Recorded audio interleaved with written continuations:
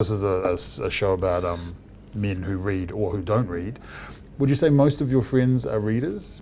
It's a really good question. Some definitely are. It's not something that you tend to talk about. I don't know. No.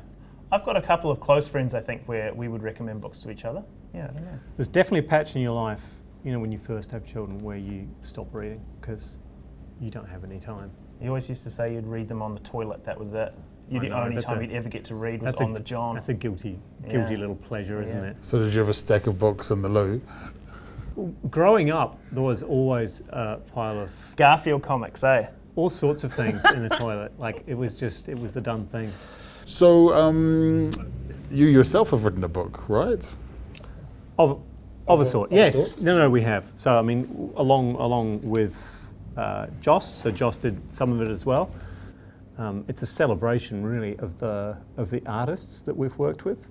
A big part of what we enjoy doing is creating this kind of the story and the look of a beer. I mean, the beer has to be wonderful inside, but then I think it's super important to kind of wrap it in this cool exterior as well, because you start drinking a beer long before you pour it into your glass and sip it. You see it. Something about the image might capture your attention, and then you pick it up and you read the little bit on the back, like I write a little blurb for each beer.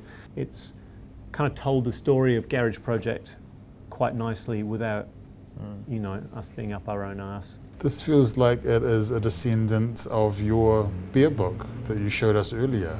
There you go, you've got your own beer book. There we go, yeah. In terms of New Zealand literature, do either of you have a New Zealand book that is particularly meaningful?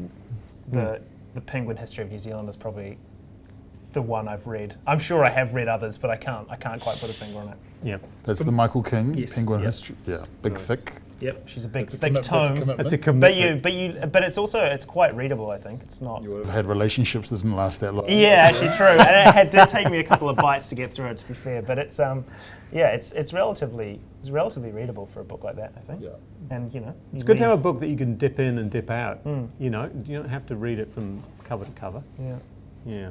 What about you? And for me, Bone People, I read it when I was probably in my early 20s. Sometime after it had won the Booker Prize. Yes. Right. And I loved it. I just talk about being transported. She has an amazing way of writing. It's not just the words she uses, it's how she puts them on the paper, and it's the first time I'd ever seen anyone really do that.